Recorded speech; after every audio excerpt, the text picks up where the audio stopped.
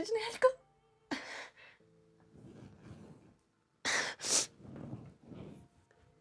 ደግሞ አልጋ ያምራል። እዚህ ነው የተወለድኩት? አይ ምን እያወሩ ነው? እንጃ። ደግሞ ቀድሜ የመታሽ ጥፊ እስካሁን ድረስ ጉንጬን ያቃጠለኝ። አሁንም ሳልደግምሽ ከዚህ ዞር በይ። ጋር ታስቀምጫለሽ። አብጌል ላጥብልሽ እኮ አሁን ማሽን ለመክተት ነው እኮ ያወጣሁት። አባትሽ ነኝ። አድርግ የምልሽን ነገር ታደርጊያለሽ። ቦርሳውን ክፈችው እኮ።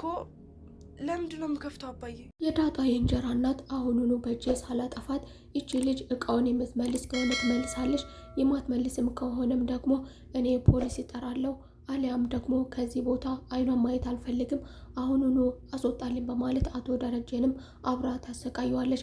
አቶ ደረጀም እባክሽን ማርቴ ተረጋጊ፣ እኔ ቀስ አድርጌ እቃውን እቀበላታለሁ፣ ወስዳውም ከሆነ በመጀመሪያ ተረጋግተን እሷን ማናገር አለብን፣ ተረጋጊ እባክሽን በማለት በስንት መከራ አንገቷን አንጋ ካንጠለጠለችበት በልመና አብርዷታል። በልመናም ካወረደ በኋላ ወደ መኝታ ክላሱ በመውሰድ ዳጣን እቃውን አይተሽዋል ወይ አንቺ ወስደሻል ወይ በማለት ዳጣን እቃውን ይጠይቃታል። ዳጣም ደግሞ ስለምትሉ ነገር እኔ ምንም የማውቀው ነገር የለኝም፣ ከዛ ክላስም ሄጀበትም አላቅም። አስከትላም ደግሞ ዳጣ ያንን ክፍል ያለዛች ሰዓት ከዛ ጊዜ በፊት አይታው ስለማታቅ ለመሆኑ እኔ ተወለድኩት ከዚህ አልጋ ነው ወይ በማለት ከገባችበት አላማ ይልቅ የራሷን አላማ ደግሞ የእናቷን አላማና የተፈጠረችበትን አላማ ያልኖረችበትን ጠይቀዋል። ናትናኤልም እትዬ እባክሽን እኛ ውጭ ነበርን፣ እኛ የምናውቀው ነገር የለንም፣ ዳጣ ከኔ ጋር ነበረች፣ እናንተ ስለምትሉን ነገር የምታውቀው አንዳችም ነገር የለም ብሎ ቢገላገላትም እሷም ግን እባክህ ናቲ አንተ ደግሞ አታናደኝ፣ እሷ ተባባሪ በመሆን ይቺ ልጅ ሌባ ናት፣ ወደ ቤቴ የመጣችው ከየት ነው ለመሆኑ የመጣችው? ስለ ዘሯ ከየት አመተ የማንንም ልቅምቅም ከመንገድ ዳር አንስተ የጎዳና ልጅ አመተ አዘረፍከኝ እያለች ወርቁን የሰረቀችው አብጌ ደግሞ ትንሽ እህቷ ንብረቱን ይዛ በወቅቱ ስላየቻት ከእጇ ላይ ስለተመለከተችው በወጣች በገባች ቁጥር ትጨፈጭፋታለች፣ ትጠፈጥፋታለች። እሷም ደግሞ አባዬ እኔ ምንም አላደረኩም፣ ከመሬት ተነስታ እሷ ናት የምደበድበኝ ብቻ ትላለች። እሷን ግን ማንም አልተረዳትም። ይቺ ልጅ ደግሞ እሷ ስለተመለከተቻት ብቻ ምክንያት እየፈጠረች ትጠፈጥፋታለች እንድትፈራትና ምናልባትም ደግሞ ይሄንን ጥፊ ስትፈራ አፏን እንዳትከፍት በማለት ይሄን ነገር ነበር የፈጠረችው። ዳጣንም እንደዛ ስደበድባት ሰላምዬ ዝም ብላ እየተመለከተች ነበር። ምንም ነገር ማድረግ ባለመቻሏም እያለቀሰች ነበር። እባክሽን ተይ። ወይዘሮ ማርታ ጭቅጭቋን ቀጥላለች። ደረጀ ይቺ ልጅ ማናት? አሁኑኑ አስወጣልኝ፣ ስለ ማንነቷ ስለምን አትናገርም ስትልም እሱ ደግሞ ሌላ መንገድም ሌላም ዘዴ ተጠቅሟል። ይኸውልሽ ማርቴ አሁን ይቺ ልጅ ከዚህ ብናስወጣት እቃውን ይዛው ከሆነ እቃውን ይዛው ትሄዳለች። ነገር ግን እቃው እስኪገኝ ድረስ ጥቂት ጊዜ ታገሽኝ፣ ስለ ማንነቷም ስጠይቀውም ጥቂት ጊዜ ብቻ ታገሽኝ፣ አሁን ልነግርሽ አልችልም በማለት እሷም ደግሞ ለመሆኑ ከመቼ ጀምረ ነው ሚስጥር የምትደብቀኝ? ስለዚህ ይቺ ልጅ ማንነት የማትነግረኝ ከሆነ ነው የምለው ይበልጥ ችግር ነው የምትፈጥረው። አስከትላም ደግሞ አሁኑኑ ከዚህ ቤት አስወጣለኝ። እሱም ደግሞ ማርቴ እባክሽን በማለት ከመኝታ ክላሱ አስገብቶ ለምኗታል። ማርቴ አንቺ የተረጋጋች ሰው ነሽ፣ ይቺ ልጅ ሰው የራባት ሰው ናት፣ ለምን እንደዚህ እናደርጋታለን? እኔ እምልልሻለሁ፣ እኔ ቃል እገባልሻለሁ፣ ንብረቱን እኔ እንደምመልስልሽ ከየትም ብዬ ከየትም እኔ እንደምመልስልሽ ቃል እገባልሻለሁ በማለት ዳጣንም ሲያናግራት ዳጣ አንቺ ግን ንብረቱን አይተሻን ወይ ቢላትም እነሱ እኮ ስለምን አይነት ነገር እንደሚያወሩ ስለምንም እንደሚያወሩ እኔ የማውቀው ነገር የለኝም። በእርግጥ ከዚህ በፊት እየቀማው ምግብ በላ ነበር፣ የምበላበት ነገር ስለሌለኝ ጎዳና ላይ ስለነበርኩኝ ያ ደግሞ የኔ ችግር አይደለም፣ ያደጉበት ሁኔታ እንደዛ እንዳደርግ አስገድዶኛል። ነገር ግን ያ ማድረጌ ደግሞ በመቶ ሺዎች ብር የሚያወጣ የሚቆጠር ነገር እነካለው ማለት አይደለም። ከዛም ነገር ደግሞ ወጥቼ ቤተሰብ ያገኘው መስሎኝ እናንተን በደስታ ተቀብያችሁ ነበር፣ እናንተ ግን እንደዚህ እንዴት ታደርጉኛላችሁ? ትላለች። ሰላምዬም ነገሩን ዝም ብላ እየተረበሸች እየተከታተለች ነበረ። የምታደርገው ቅጡም ጠፈት ብሏት ነበረ። ዳጣ ሰላምዬን አንድ ነገር ጠየቀቻት። ሁሉም ነገር ስላስጠላት ህይወት ስለከበደቻት እናቷንም ፈልጋ ስላጣቻት ቤተሰብ አገኘው ብላ ደግሞ ተደስታ ሳታበቃ እንደዚህ አይነት ጣጣ ስለመጣባት ዳጣ ስለተረበሸች ሰላምዬን እባክሽ ሰላምዬ አንድ ነገር ብቻ አንቺ ላይ ጋደም ልበል፣ ጸጉሬን አሻሽኝ በማለት ዳጣ ለመጀመሪያ ጊዜ ከእናቷ እቅፍ ስር አልፋለች። እናቷም ደግሞ ሰላምዬም ደግሞ ልጇ እንደሆነች በሽታዋ እየተጠራጠረች ይህች ልጅ የሩቅ ልጅ እንዳልሆነች እና ሽታዋ እንደተመቻት በቃ እየተናገረች ነበር። የዳጣ እናት ዳጣን ነፃ ለማውጣት ናቲ አንድ ዘዴ ተጠቅሟል። እሱም ትንሿን ልጅ ውሃን ወደ ውጭ ኬክ ጋብዝሻለሁ በማለት የምትወደውን ነገር ለማጋበዝ ወደ ካፌ ይጠራታል። ይህንን ነገር ደግሞ ለእህቷ እንዳትናገር ለአብጌ እንዳትናገር ነግሯት ነበር። ውሃ ግን እውነትም ውሃ በጣም የዋህና ገራገር ልጅ ናት። ውሃ ታዲያ ናትናኤል ጋብዞናል፣ ናቲ ኬክ ቤት ጋብዞናል፣ ነገር ግን እንዳትናገሪ ብሎኛል በማለት በትንሹ ነግራታለች። ነገር ግን ልብ አላለቻትም ነበር።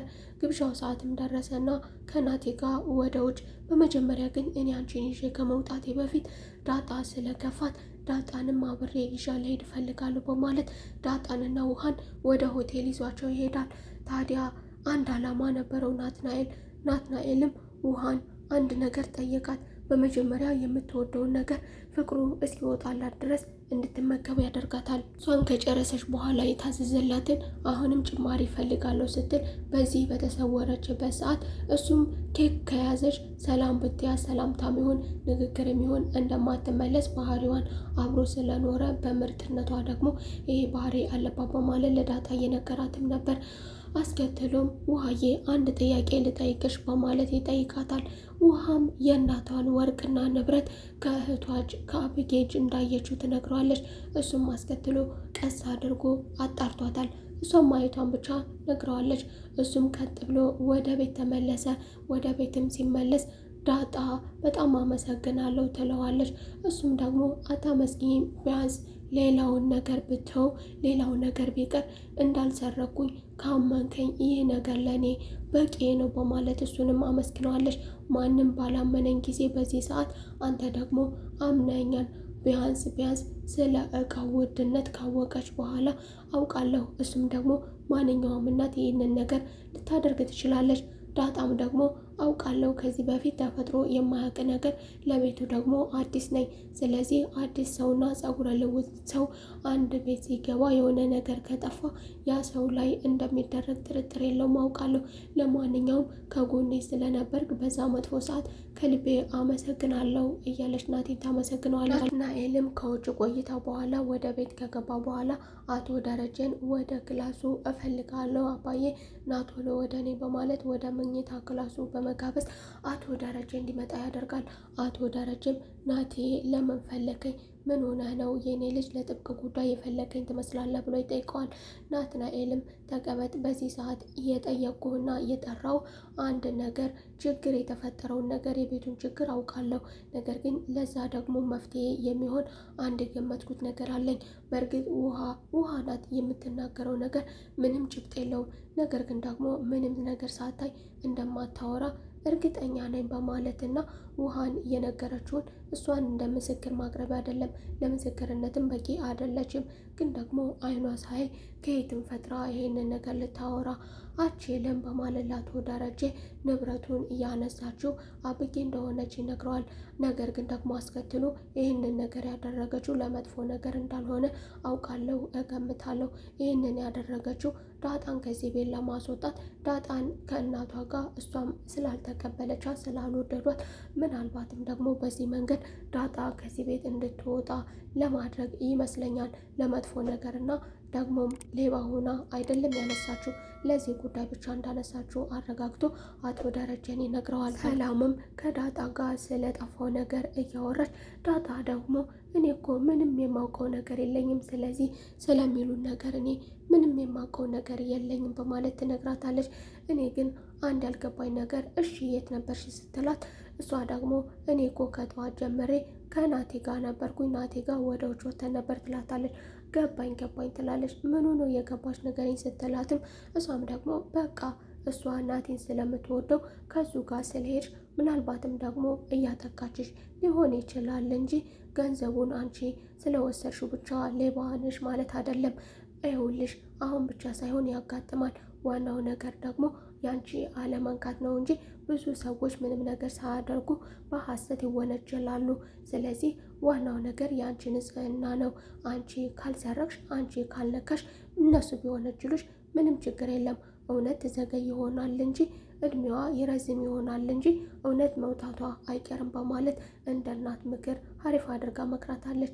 ዳጣም ደግሞ የሰላም ምክር ስለተመቻት፣ የሰላም እቅፍ ስለተመቻት ባገኘችው አጋጣሚ እቀፊኝ፣ ጸጉሬን ዳብሽልኝ ትላለች።